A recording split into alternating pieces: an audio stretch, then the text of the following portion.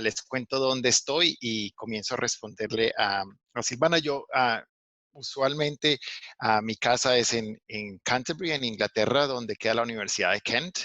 Y allí estuvimos en cuarentena, en lockdown, en los últimos casi 3 meses con mi pareja. Y como resultado de eso no pudimos estar durante los últimos 3 meses con nuestros dos hijos que viven con su mamá en Francia. Entonces las reglas de encuarentamiento se han relajado un poco en el continente europeo y un poco también en Inglaterra. Entonces, antes de que comenzara la segunda ola, que seguro vendrá, decidimos armar maletas y el viernes pasado nos vinimos a Francia.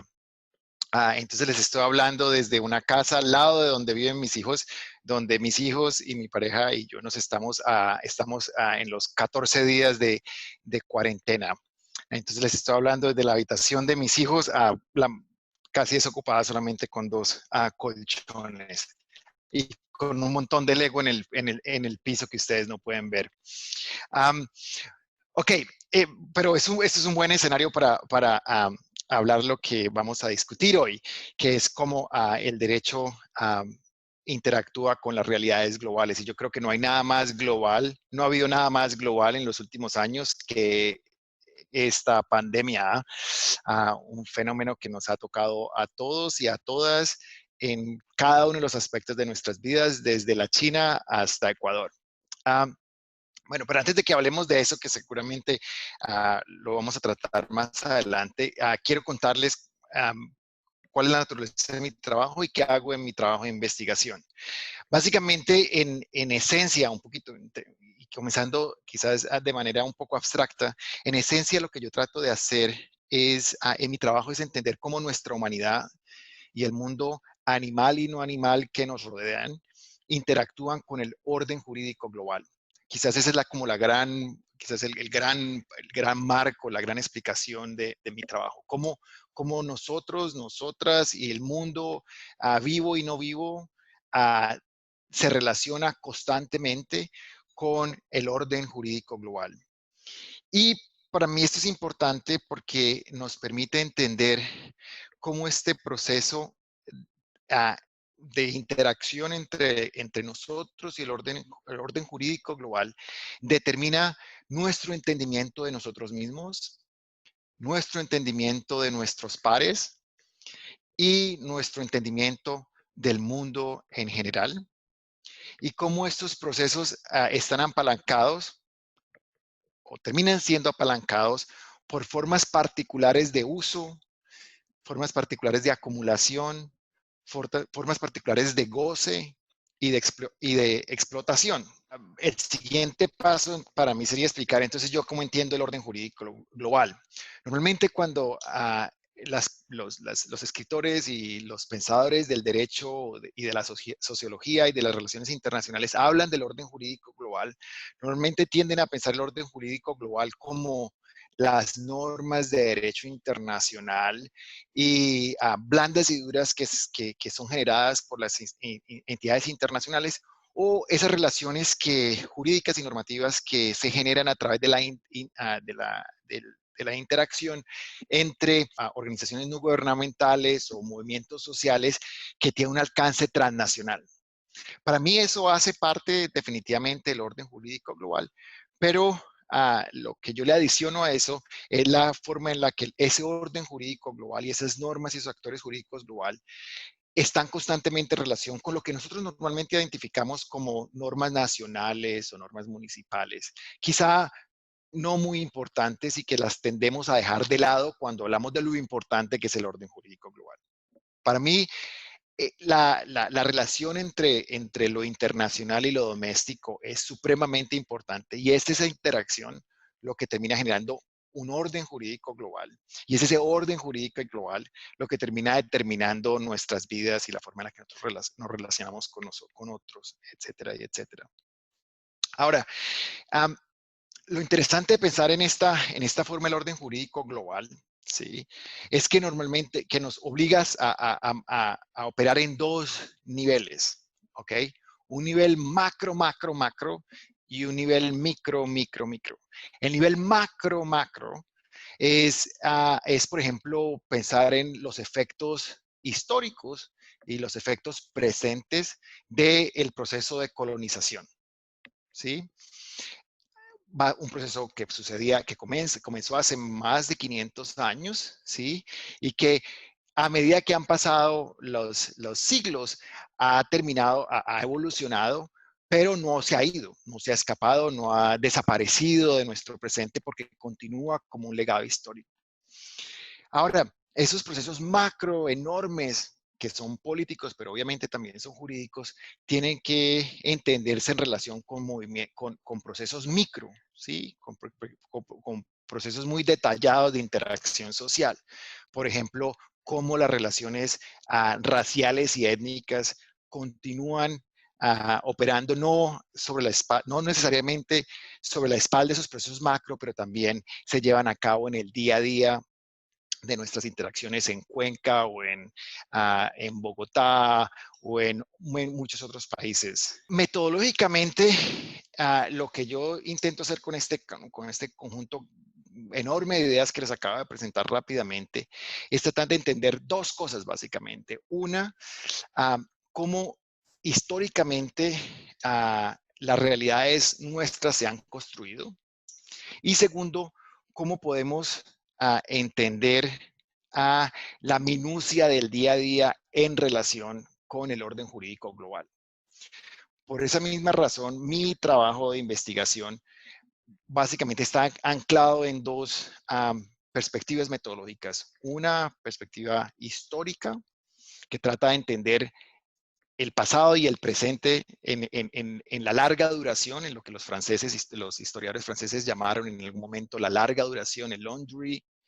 Y por el otro lado, la etnografía, que nos permite interactuar con esa complejidad que nos caracteriza como humanos y que caracteriza nuestras relaciones con nosotros mismos y con otros. De esto que les acabo de contar, mi cuerpo de investigación ha resultado aglutinado en dos grandes cuerpos de producción literaria. Por un lado, trabajos que tratan de entender de nuevo, la macroestructura del orden jurídico global. Y por el otro lado, trabajos que etnográficamente tratan de desempacar lo que existe detrás de conceptos que han venido a determinar nuestro presente global. Por ejemplo, la responsabilidad social corporativa, los procesos de descentralización de los países del sur global.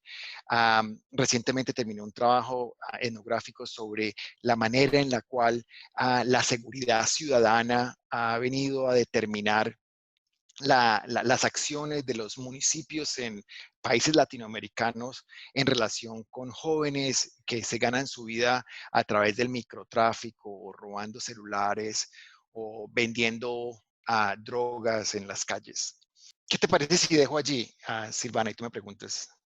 Muchas gracias, Luis, por ese resumen de tu trabajo y de la orientación que tiene. Y justamente en ese sentido, algo que hemos visto y que vemos en las comunidades académicas son estos ensamblajes, estas redes de trabajo.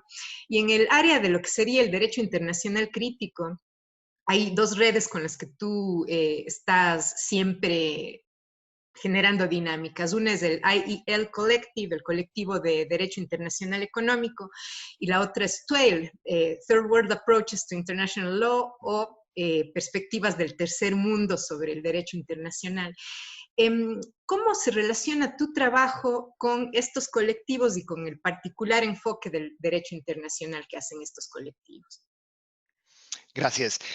Sí, mi trabajo de investigación en derecho internacional, como les contaba hace un segundo, trata de entender básicamente cómo el derecho internacional entendido de manera extensa, ¿sí? Que yo hace un momento lo caractericé como el orden jurídico global, le da forma a nuestras vidas diarias.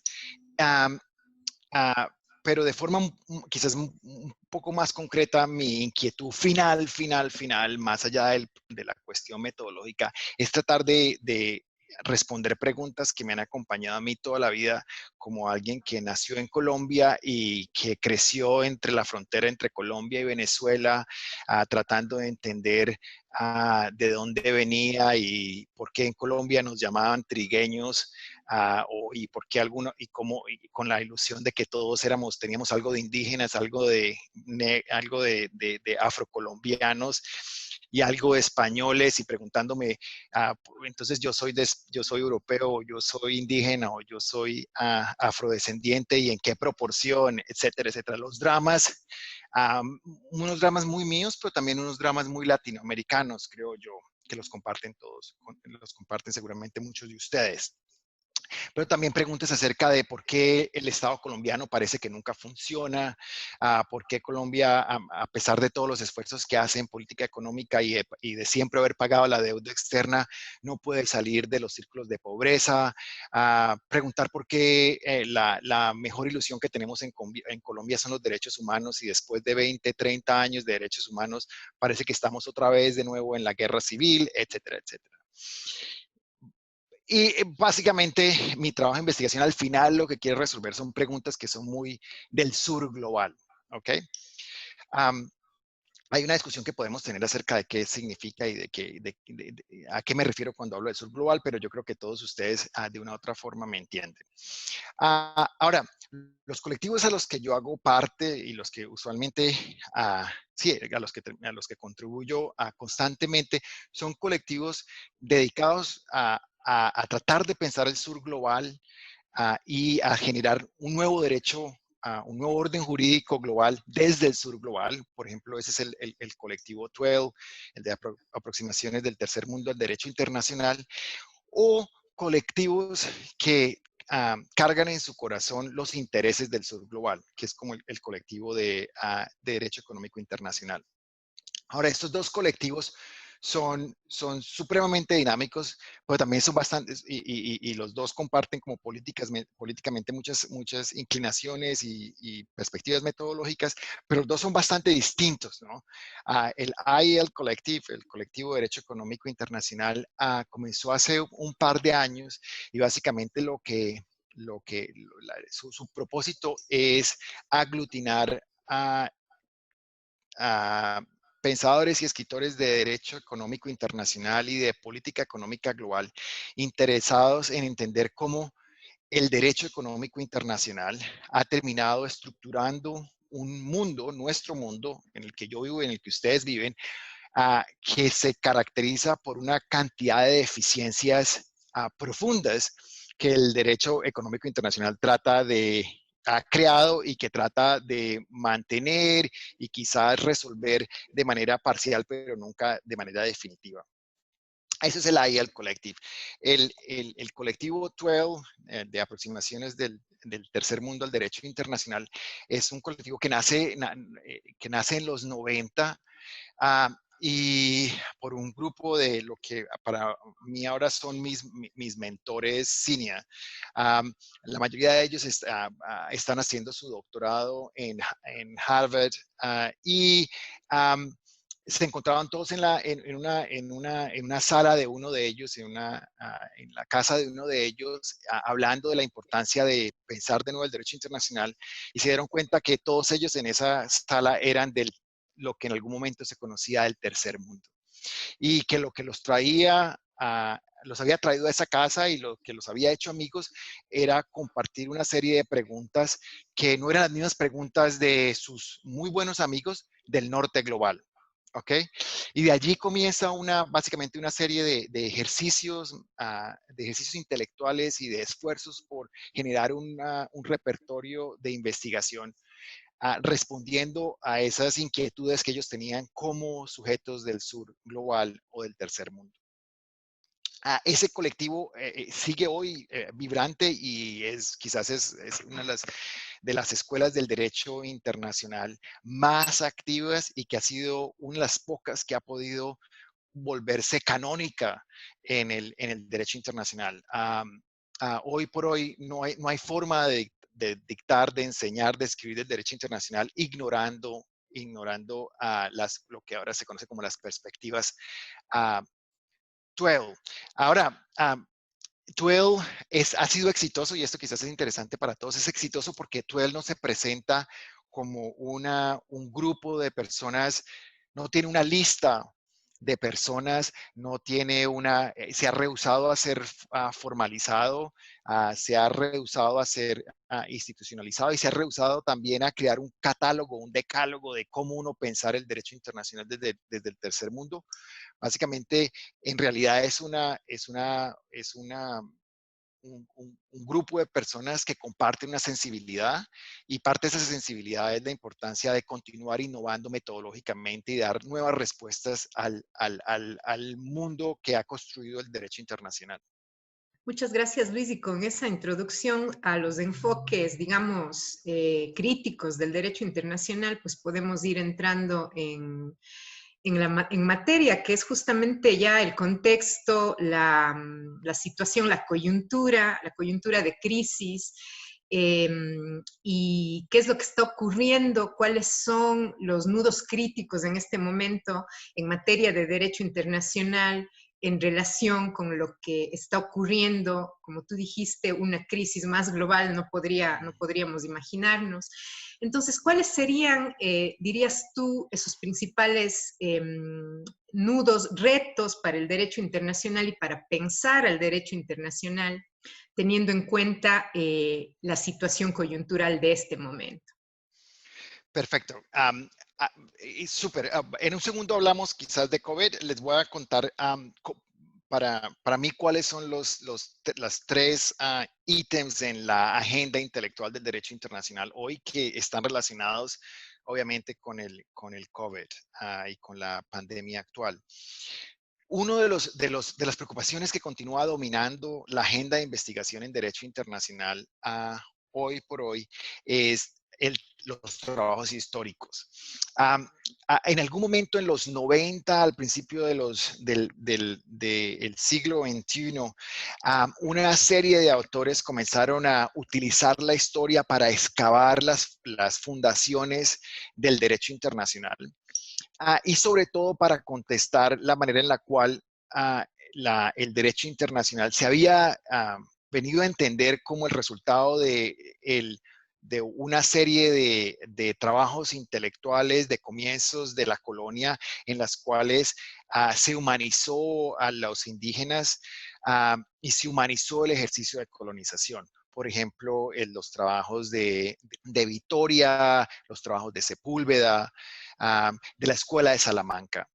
Y en ese momento, en los 90, al principio del siglo XXI, al principio de los 2000, una serie de autores empezaron a revisitar los mismos textos y entender cuál era básicamente las estructuras de gobernanza que esta Escuela de Salamanca y otras figuras fundacionales del derecho internacional realmente habían desatado. Y obviamente, no sorpresa, lo que resultó de ese cuerpo inicial de trabajos académicos fue que claro, todos estos trabajos hacían parte no solamente de una cosmología cristiana, pero también hacía unos aparatos de ejercicio imperial. Ahora, ese trabajo ha evolucionado y se ha sofisticado enormemente en los últimos 30, 40 años, 30 años. Y hoy, un poco quizás hay muchas personas que dicen, hoy seguimos revisando la historia, pero se continúa siendo supremamente importante porque ese trabajo histórico no solamente hoy continúa como no sé si en Ecuador llaman, en Colombia dicen sacando los trapos sucios al sol, ¿ok? Pero también ese ejercicio también hoy está acompañado de ejercicios históricos que intentan también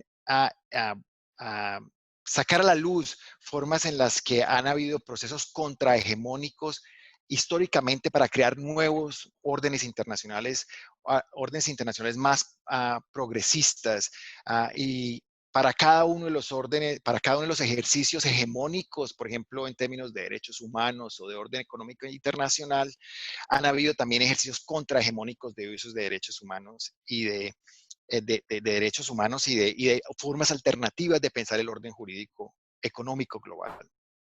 Ahora, la segunda agenda súper importante hoy en trabajos de derecho internacional tiene que ver con los efectos del día a día del orden jurídico global. Básicamente, y yo quizás aquí estoy haciendo mi trabajo más importante de lo que debiese, pero básicamente muchas personas están haciendo lo que están respondiendo al mismo tipo de intereses que organiza mi trabajo de investigación, y es entender cómo discursos internacionales y cómo aparatos institucionales internacionales han, están inmiscuidos en en nuestro día a día. ¿Ok?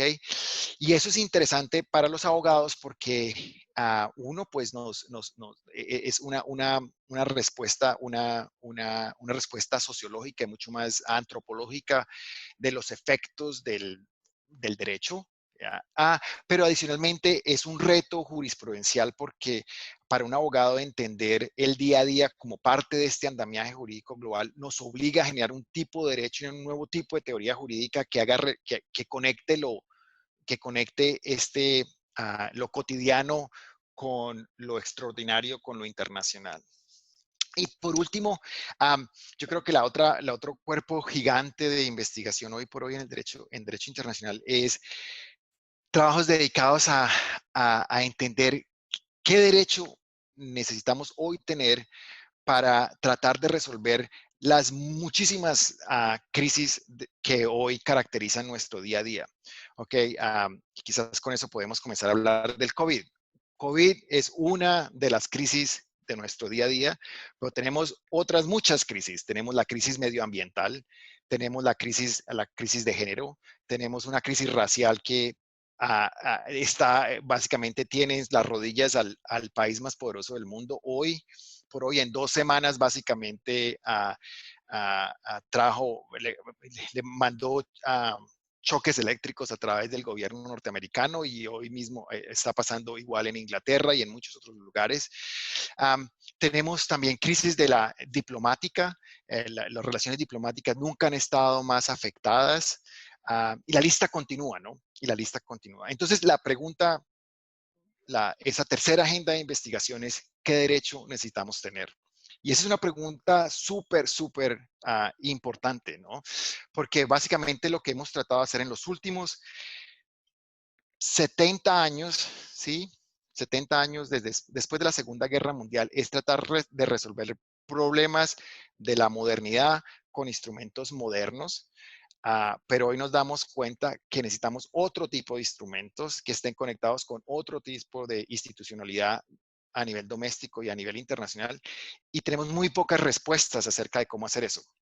Piensen, por ejemplo, un ejemplo clarísimo de eso son las normas en derecho ambiental internacional. ¿Ok?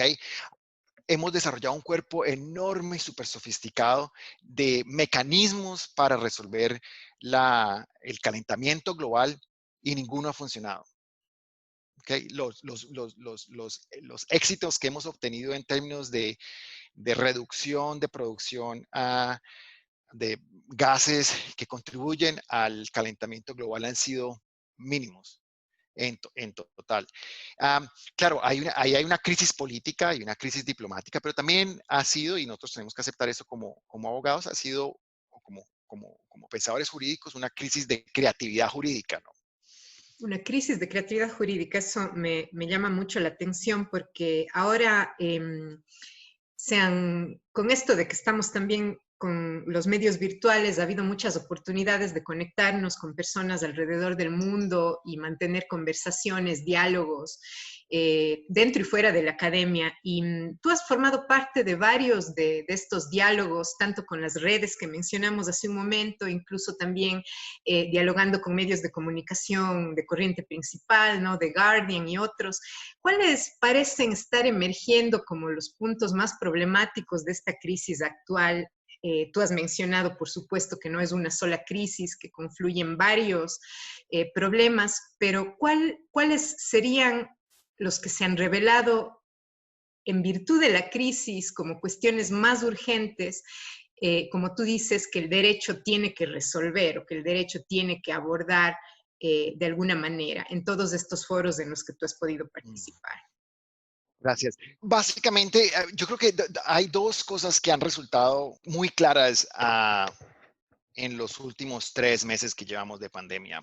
Una de ellas es que vivimos en un mundo, sorpresa, sorpresa, que es un mundo global. ¿Ok?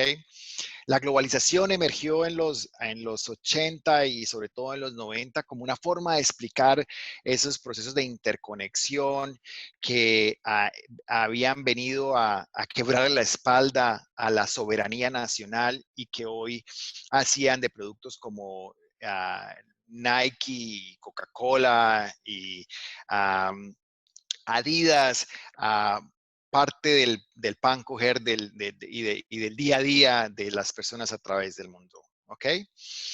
Um, y 30 años después, en el 2020, en enero, la globalización, nadie hablaba ya de globalización, ¿no? Porque todo el mundo asumía que sí, que ya todos entendíamos qué era y que vivíamos en un mundo globalizado, pero de vez en cuando todavía nos daba por decir que no, que entonces el Estado continuó allí, que quizás había retornado, um, etcétera, etcétera. Y llega la pandemia, llega COVID-19, llega un virus, un organismo, un microorganismo, y empieza a conectarnos otra vez. Y nos conecta de una forma que nosotros, que por fin nos hace evidente esos procesos de interconexión que ya existían. ¿Ok?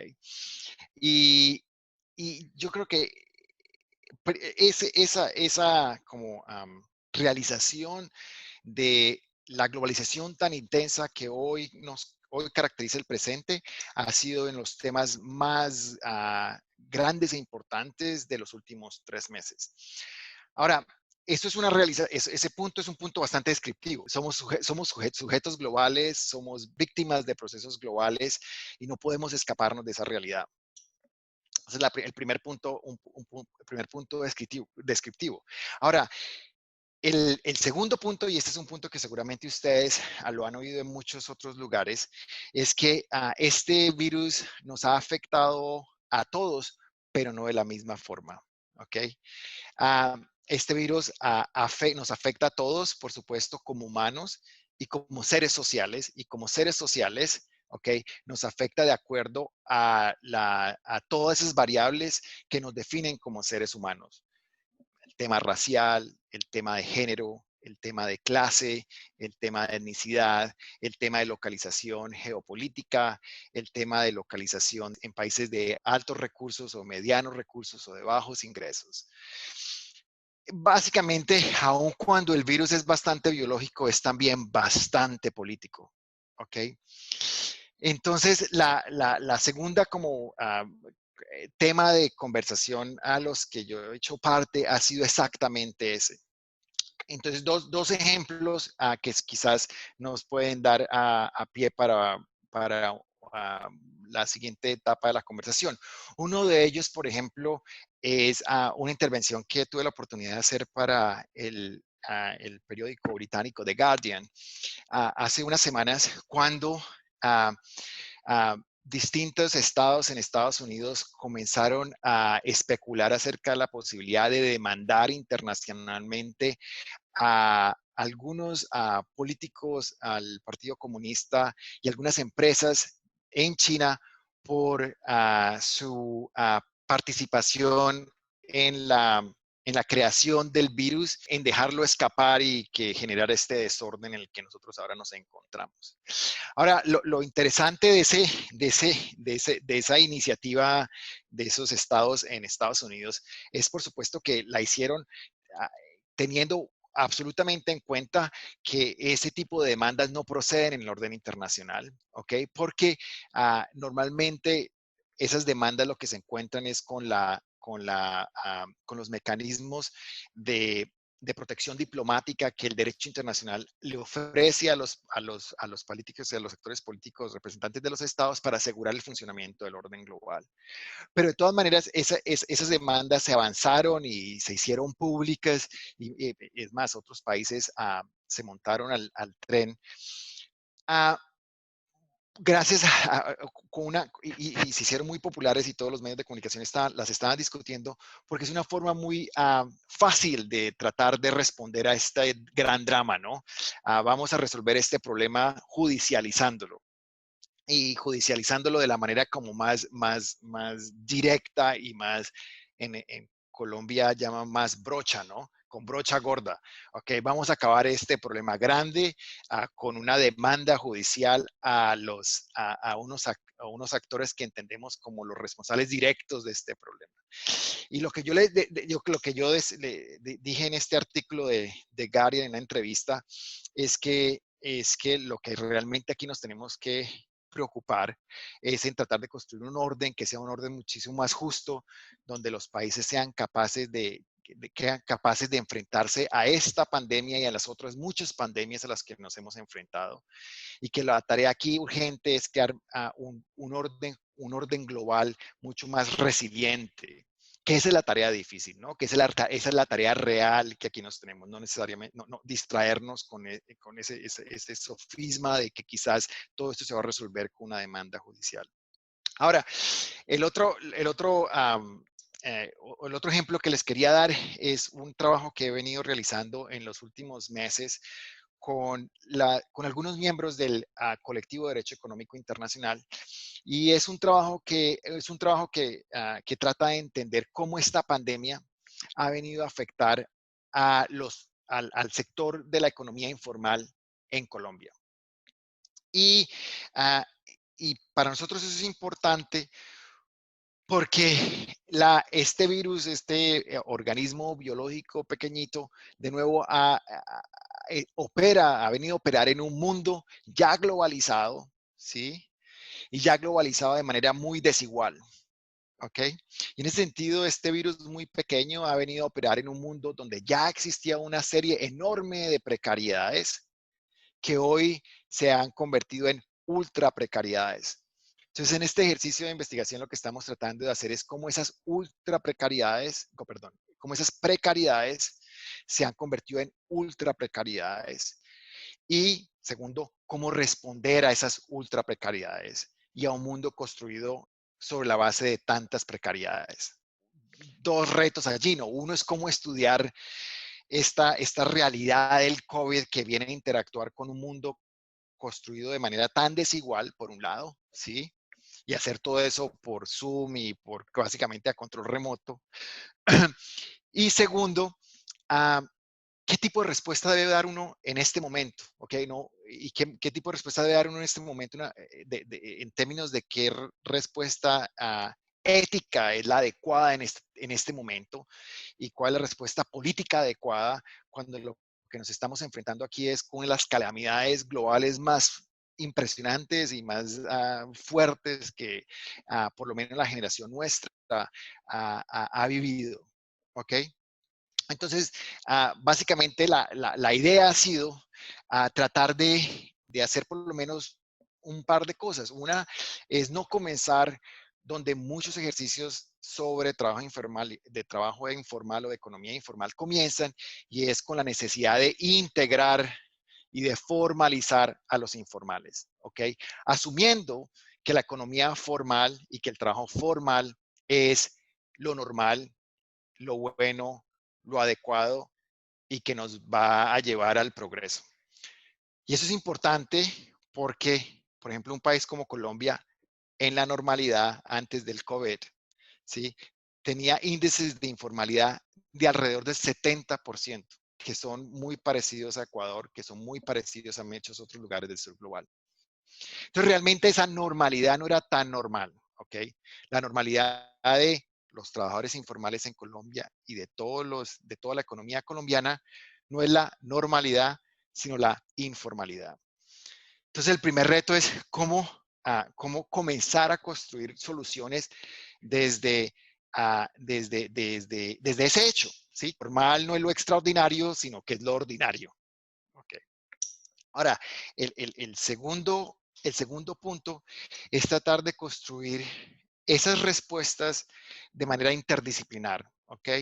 Entonces, en este ejercicio, básicamente yo he servido como coordinador tenemos personas en Inglaterra, también sociojurídicas con experticia en derechos humanos, en derecho económico internacional y en derecho de comercio internacional.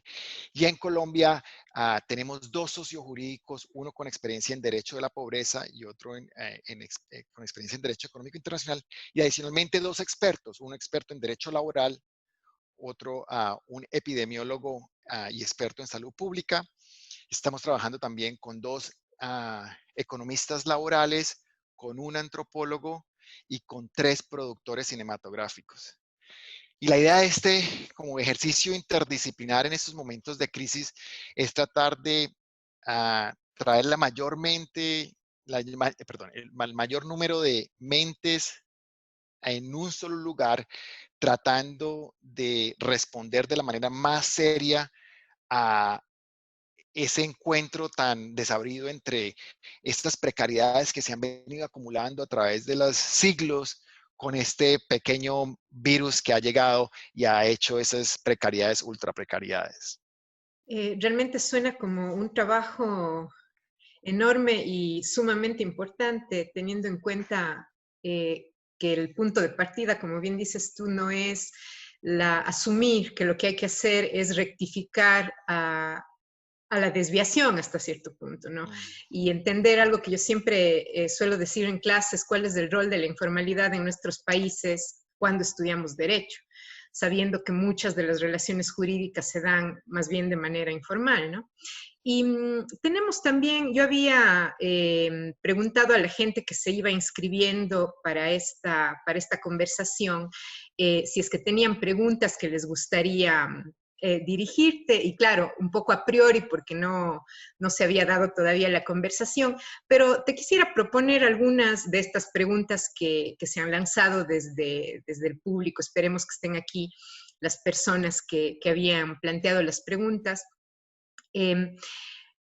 Aquí hay una pregunta que ya nos habla de la crisis venezolana y dice, en cuanto se refiere a la crisis venezolana e incluso conflictos como el de Libia, Siria, Sudán del Sur, República Centroafricana, ¿cómo consideraría usted la viabilidad de la aplicación del R2P en Venezuela, tomando en cuenta que el R2P es un principio moral más que un instrumento de derecho internacional?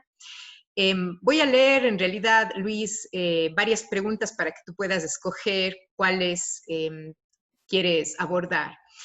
Hay otra pregunta que dice, ¿qué efectividad han tenido los tratados internacionales latinoamericanos en esta situación de emergencia?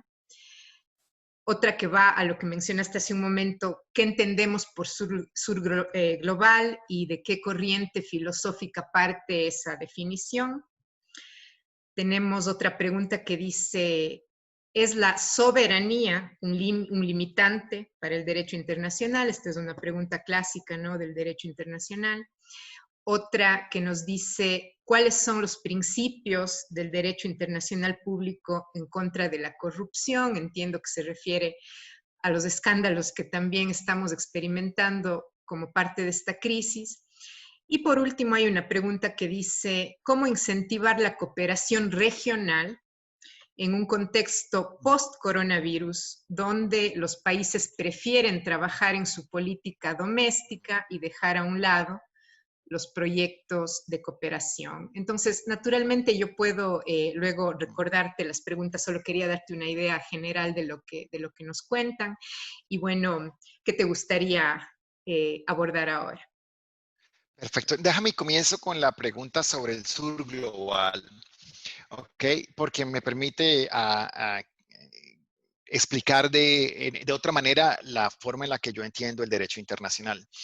Hay muchas formas de hay muchas formas de explicar la genealogía y el linaje intelectual e histórico del sur global.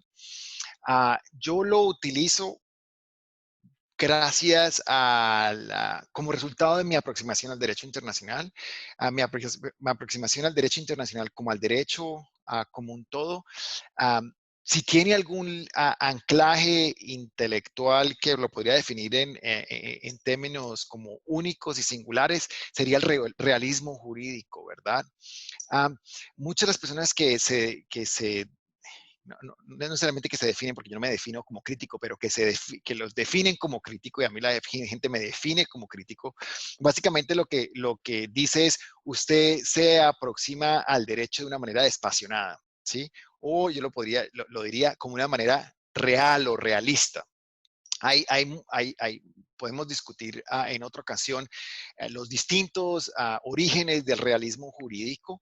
Hay orígenes que son obviamente escandinavos, hay orígenes de realismo jurídico que son americanos, pero también hay toda una historia de realismo jurídico latinoamericano y en muchos otros lugares de los países del tercer mundo que definiríamos como el sur global.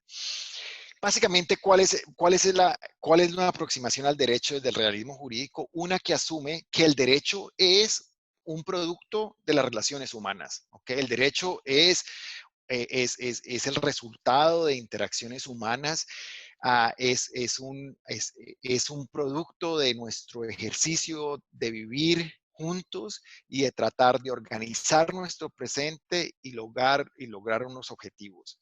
Y por lo tanto, el derecho es un lugar inundado y entrecruzado de luchas sociales, ¿sí? Luchas sociales que a veces son muy grandes y horrorosas, pero en ocasiones son muy banales y bastante diarias y que esas se nos pasan sin percibirnos de la importancia y lo humano que son. Por ejemplo, cada vez que vamos manejando, intuitivamente paramos cuando vemos un letrero de pare, ¿ok? Y lo hacemos intuitivamente porque no queremos morir en un accidente y no queremos a afectar los intereses de otras personas, ¿ok? En ese sentido, um, el derecho cumple una función muy banal, muy banal, pero también muy importante y muy humana. Ahora, una aproximación desde el realismo al derecho, por lo tanto, lo que busca es entender cómo el derecho como un ejercicio humano se genera, cómo transforma nuestras realidades individuales y colectivas, cómo le da forma particular al mundo en el que vivimos, etcétera, etcétera. Ahora, entender el derecho internacional desde una perspectiva realista, obviamente nos obliga a entender que como un ejercicio humano no está nunca, nunca en ningún momento, ¿ok? Alejado de los intereses políticos, de los intereses económicos, de las estructuras de poder que se articulan a través de las ideas de género, de raza, de clase y de intereses geoestratégicos, ¿ok? En ese sentido, cuando yo digo el sur global, lo que hago referencia es esa geografía multiforme internacional que ha resultado a través de procesos de lucha social planetaria. ¿Ok?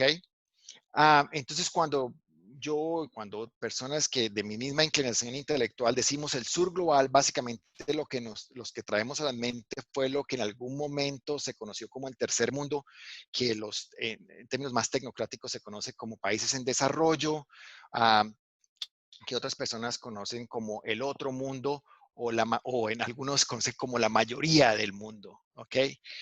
De nuevo aquí es una mirada bastante espacionada y es simplemente, bueno, no simplemente, es en principio una llamada de atención a la manera en la cual el derecho ha creado un mundo que es extremadamente desigual, ¿sí? Donde una parte continúa teniendo la mayoría del poder y la otra atendiendo al poder. Uh, no es y si lo entendemos así, no es sorpresa, ¿ok? Vivimos en un planeta donde la mayor institución internacional a su centro tiene el Consejo de Seguridad. En el Consejo de Seguridad se sientan solamente 5 países que tienen el derecho al veto y otros 10 que son invitados, pero son invitados a contribuir, ¿ok? yo creo que no hay que ser, no hay que ser un despasionado realista para darse cuenta que eso es básicamente una expresión de luchas sociales que se han cristalizado en ese arreglo institucional. Ahora, eso tiene que ver por ejemplo, con las otras dos preguntas que el público hacía sobre cuál es el rol de la responsabilidad para proteger de la A2P, que se conoce en inglés, para resolver problemas como los problemas de Venezuela o los problemas de Siria o los problemas de Libia, ¿verdad? Creo que fue la primera pregunta. Y la responsabilidad para proteger, como todos los otros conceptos del derecho internacional, no se puede entender, y creo que es un error enorme entenderlos, por fuera de las relaciones humanas que caracterizan nuestro presente, ¿ok? Pensemos, obviamente voy a ser provocativo, pero pensemos en este escenario, ¿ok? La primera pregunta nos invita a pensar ¿por qué no utilizamos la responsabilidad para proteger, que es normalmente la responsabilidad que los países poderosos tienen, ¿ok? De proteger las poblaciones de países donde sus gobiernos no los están protegiendo, ¿ok? ¿Por qué invocamos la responsabilidad para proteger en casos como el de Venezuela o el de Siria o el de Libia, ¿sí? Pero no lo utilizamos para decir por qué no estamos interviniendo hoy a Estados Unidos, ¿ok? Donde hay más de 30 millones de desempleados, donde es el país con los mayores recursos del mundo, pero no hay el derecho a la salud, donde tenemos protestas sociales a través de todo el país, donde el presidente celebra el uso de la violencia, donde el presidente hace un uso, yo creo que uno podría decir, hasta ilegítimo de la religión y las creencias de las personas para incitar a la violencia, ¿ok? Etcétera, etcétera. Y ya no se nos ocurre que eso debe haber una responsabilidad para proteger a la población americana, ¿ok? Ahora, por supuesto, el punto que estoy aquí tratando de hacer es no un punto sobre Trump. Lo que estoy haciendo es un punto sobre la naturaleza humana de lo que produce el derecho internacional. Ahora, esto es provocativo porque nosotros normalmente nos entrenamos y nos entrenan a entender el derecho, pero en particular el derecho internacional como el sitio como el sitio, el lugar, la fuente donde emanan las soluciones finales para los problemas globales. ¿Ok?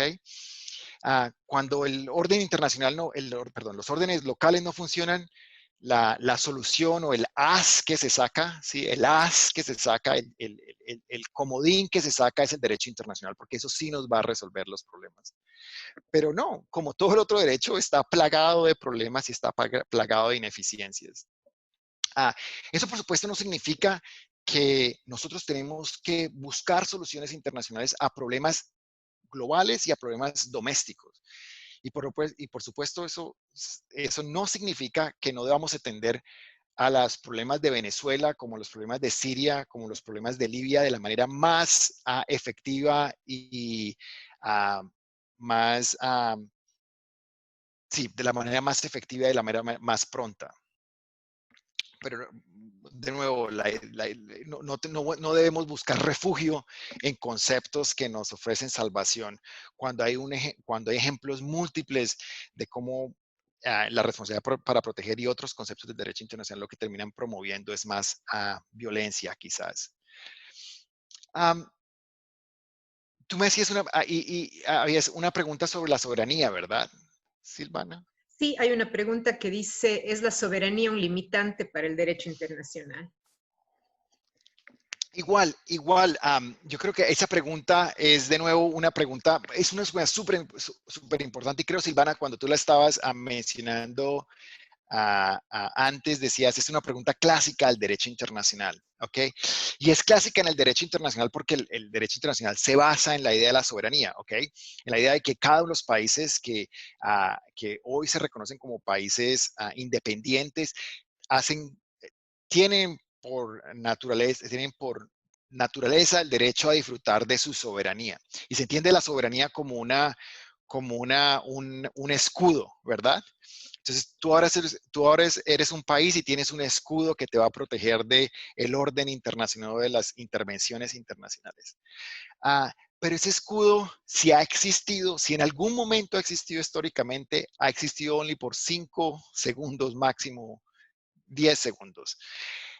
Porque usualmente lo que el archivo histórico nos dice es que los países siempre, siempre están constantemente enganchados y recibiendo, enganchados en el orden internacional y recibiendo flujos y siendo los receptores de intereses internacionales y de la circulación de bienes y servicios a nivel que entrecruzan el orden global.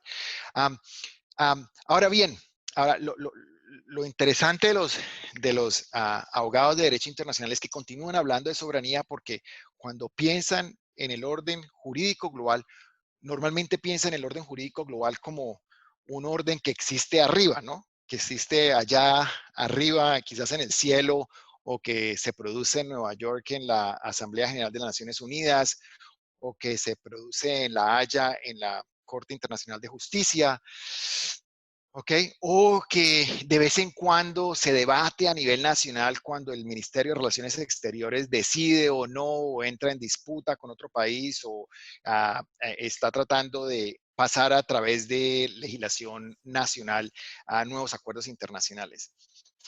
Pero eso es, de nuevo, eso es una parte minúscula, minúscula, muy, muy, muy pequeña del derecho internacional, ¿ok?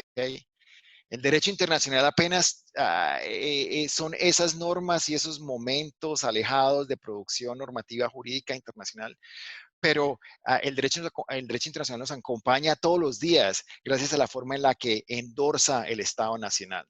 ¿Ok? Nos acompaña todos los días en la medida en que ha estructurado el orden económico global de una manera particular. Nos acompaña todos los días cada vez que los gobiernos nacionales se preocupan de pagar la deuda externa. El orden internacional nos acompaña todos los días, cada vez que continúa siendo silencioso en términos de la destrucción medioambiental del planeta. El derecho internacional eso nos acompaña todos los días a medida que continúa organizando el orden jurídico global a través de líneas de patriarcado. Y la lista continúa. Obviamente ahí el reto es hacer esas conexiones, ¿no? Y Luis, quizá para un poco ir cerrando y no robarte tanto tiempo, tenemos también unas preguntas que ahora aparecieron de parte de compañeras de la Facultad de Ciencias Jurídicas. Ana María Bustos, que es docente de Derecho Internacional, justamente nos pregunta ¿cuál sería el rol nuestro como docentes, académicos, estudiantes del sur global en la construcción de este nuevo orden jurídico del que has hablado, que responda a esta creatividad jurídica a la que tú también te has referido? Eso por un lado. Y Diana García, también de la Facultad de la Escuela de Estudios Internacionales, nos pregunta si el derecho internacional basado en el ejercicio imperial del que tú has hablado se ha modificado, se ha ido sofisticando y ha resultado en procesos hegemónicos, y en ese contexto, si el cambio en el orden jurídico internacional solo podría darse sobre un cambio en el sistema económico o del sistema económico basado en el mercado. Y esta pregunta viene sobre el contexto de que en el campo de las relaciones internacionales, ¿no? Los temas como el desarrollo o la idea de degrowth, de reducción, digamos, de crecimiento, se habla de estas nuevas alternativas, ¿no? Que son corrientes críticas a la idea establecida de desarrollo. Esas preguntas tenemos, Luis, de nuestra facultad. Gracias. Dale, y esas preguntas son súper porque me ayudan a cerrar una idea que tenía, que comencé en la respuesta anterior y que no la terminé. Y es que, claro, esa perspectiva realista que les estaba comentando les estaba comentando hace un segundo sobre el derecho internacional, puede ser también usualmente adopta un tono bastante pesimista, ¿verdad? Ahora entonces el derecho internacional también es parte del problema, entonces no va a servir para nada, y entonces es un aparato opresor y hegemónico y como un obelisco que ahora nos cae otra vez desde el cielo, y básicamente confirma nuestra condena como seres de este planeta. Quizás sí, un 70 o un 80% y normal, en tiempos de pandemia alcanza a ser a veces en ocasiones como un 95%. Pero esa perspectiva realista, como les estaba contando antes, también nos obliga a aceptar que han habido muchísimas ocasiones pasadas y hay muchos ejemplos presentes sobre usos alternativos del derecho, ¿verdad? Había una pregunta en la ronda anterior sobre qué va a suceder después del COVID, ¿no? ¿Cómo va a ser el mundo después del coronavirus? Ahora, el mundo después del coronavirus va a ser igual de desordenado, igual de problemático como el mundo anterior, ¿ok? Ahora, la tarea, y esta aquí creo que es para la respuesta a tu compañera sobre cuál es nuestro rol, ¿ok? Es ser muy insistentes como educadores y compensadores del derecho, no solamente del derecho internacional, acerca de esa naturaleza dual del derecho, ¿verdad? Constante dual del derecho. Por un lado, obviamente el derecho hace parte de estructuras de gobernanza que han producido un mundo que tiene muchos problemas muy, muy serios, ¿ok? Pero es un mundo que no se postra, es un mundo que continúa luchando, es un mundo que continúa produciendo también nuevos conceptos y nuevas formas de entender nuestras relaciones sociales. Sería no solamente pesimista, pero bastante, perdón las palabras, estúpido, ¿ok? Decir que básicamente vivimos en una iron cage, en una celda de acero que no hay salida. En las últimas 2 semanas, nosotros sabemos que habían problemas de raciales o de racismo en Latinoamérica, en Estados Unidos, ¿ok? No era para nadie, era una sorpresa, ¿ok? Dale, en dos semanas ese problema se explotó y básicamente ha choqueado de manera fundamental el gobierno norteamericano y muchísimos otros gobiernos, ¿ok? Hay una cantidad de cosas malas, hay una cantidad de problemas con lo que ha sucedido, pero igualmente, pero no podemos negar el mensaje muy fuerte que los movimientos sociales han mandado al gobierno norteamericano y a muchos otros gobiernos. Y el ejercicio como académicos es tratar de resaltar de nuevo otra vez, tanto esos procesos hegemónicos como esas producciones contrahegemónicas.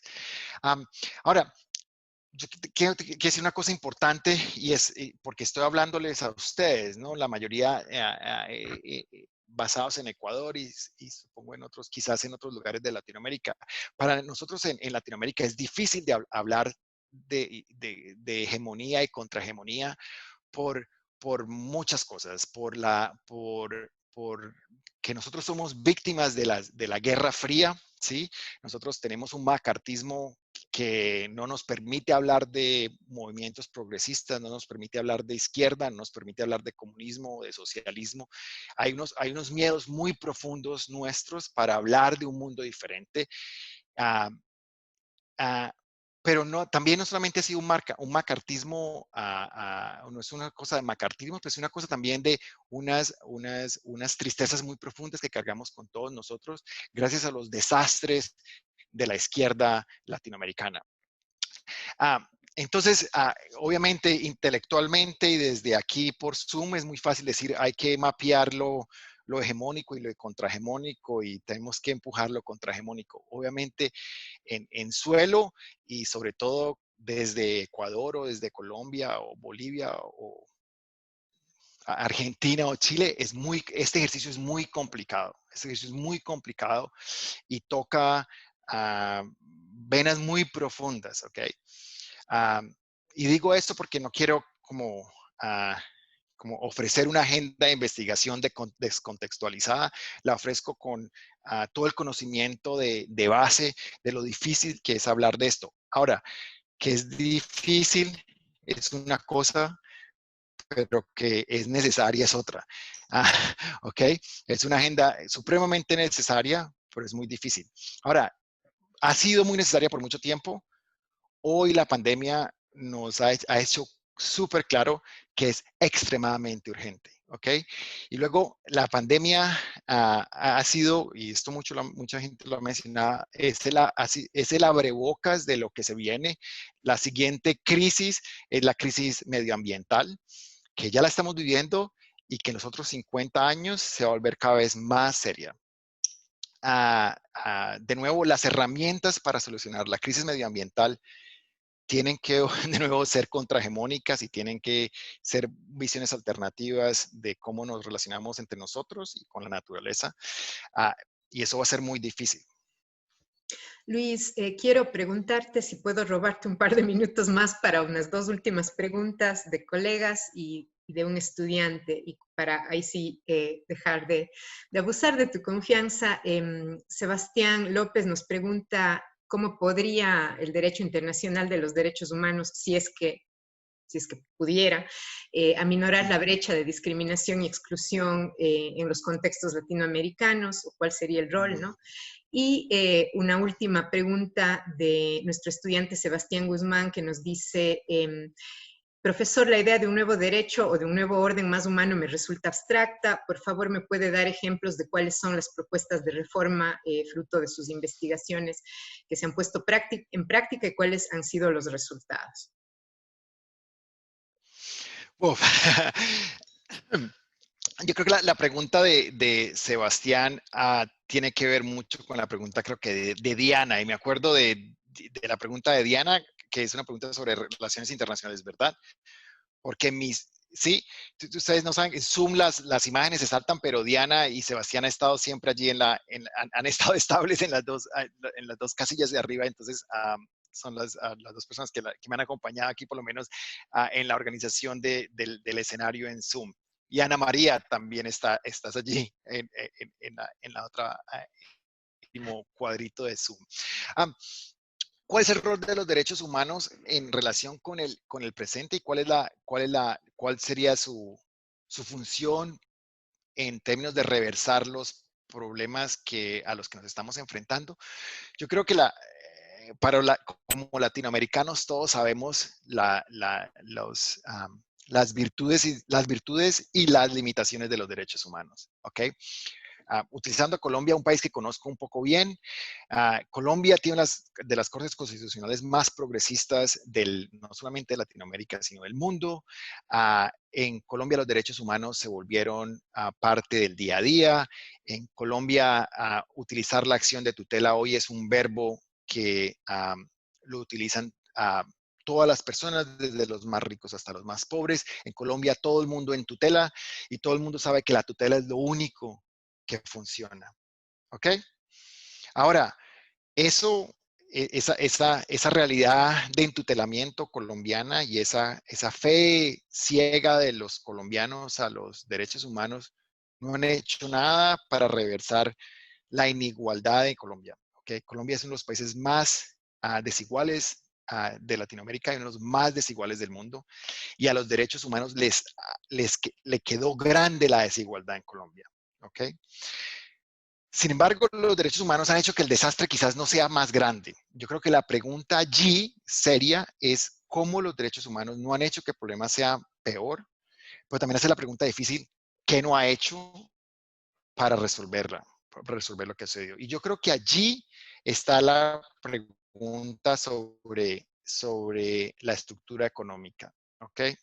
Allá hay una tarea muy difícil y es cómo hacer un uso de los derechos humanos y cómo crear un nuevo decálogo de derechos humanos que sean conscientes que la única forma de proteger derechos humanos de manera efectiva es tratando de resolver problemas que normalmente encasillamos como económicos, pero realmente son problemas políticos. O sea, si hay sectores de la población nacional o global que mueren de hambre, hoy es por un problema político, por ejemplo, ¿ok?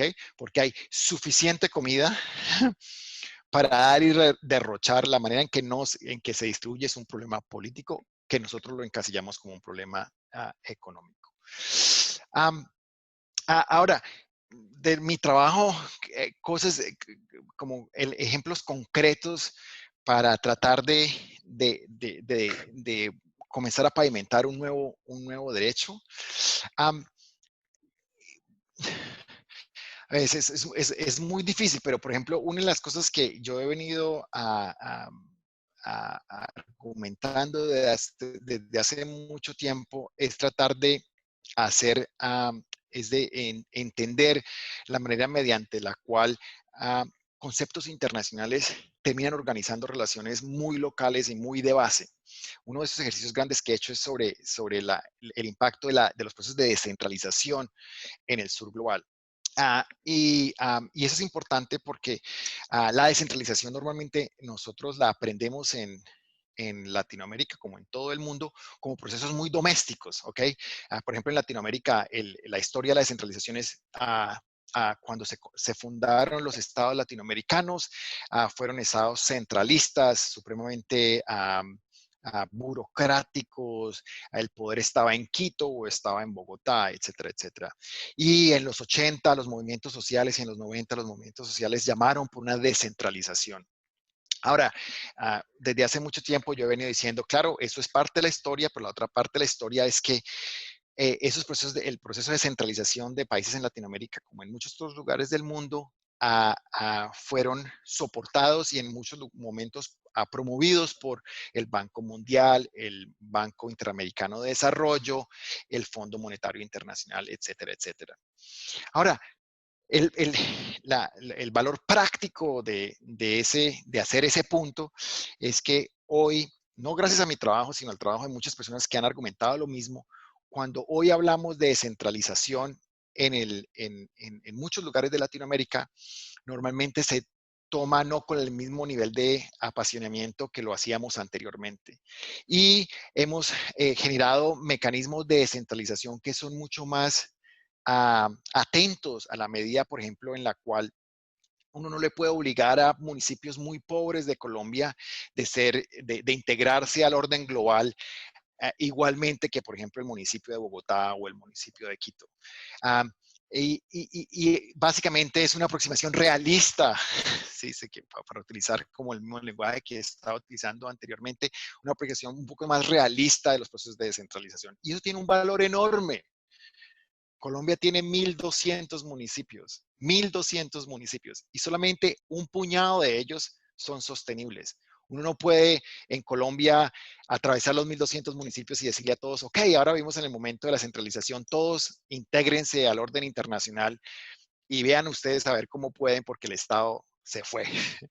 No, no es imposible, eso hay que aproximarse a eso de manera un poco más realista y entender como esas dinámicas históricas que estuvieron detrás de la entrada de la descentralización a países como el colombiano.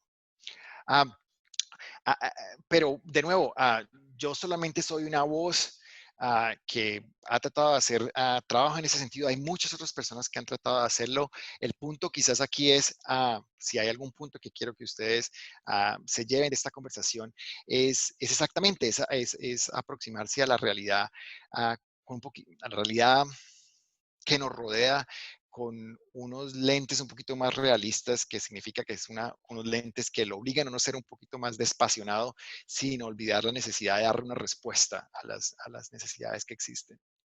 Luis, muchísimas gracias nuevamente por tu tiempo, por tu generosidad, por estar aquí de una forma tan desinteresada y por acompañarnos todo el tiempo en nuestras carreras académicas y sobre todo por generar un espacio en el que podemos compartir no solo puntos de vista como académicos, sino también puntos de vista como seres humanos, como tú has dicho, vivir en el sur global, trabajar desde el sur global, hacer investigación desde el sur global tiene unos retos y pasa por unos duelos y unos dolores muy particulares y verdaderamente es reconfortante escucharte porque a veces en los foros internacionales esa conexión es la que falta, esa conexión en donde está también la parte afectiva y la parte emocional, que yo creo que es parte integral de la carrera, de toda carrera y de la carrera académica, por supuesto, ¿no?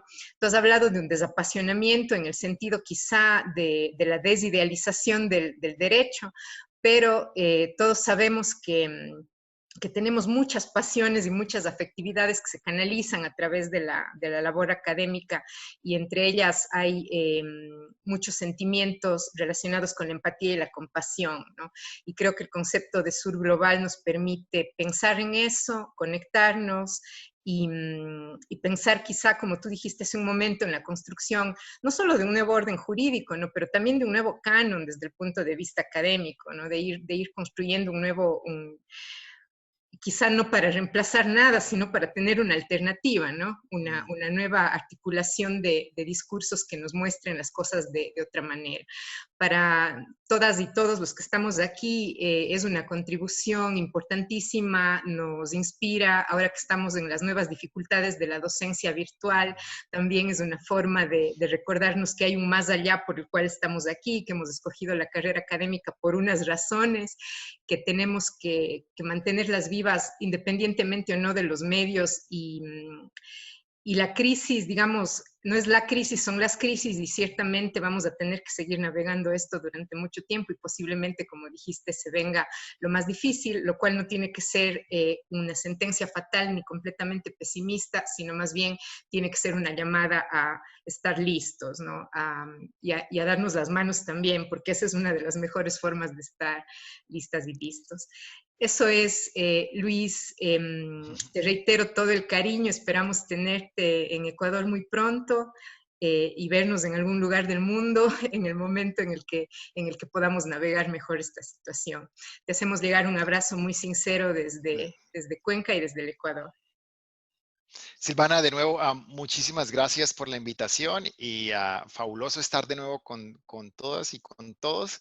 Am, ah, una de las cosas que nos ha enseñado esta pandemia es lo humano que somos, ¿verdad? Y lo interconectados que somos y que estamos.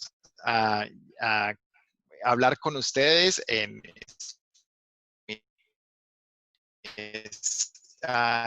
supremamente importante, porque si he hecho alguna énfasis en esta HD, siempre las cosas comienzan en casa, ¿verdad?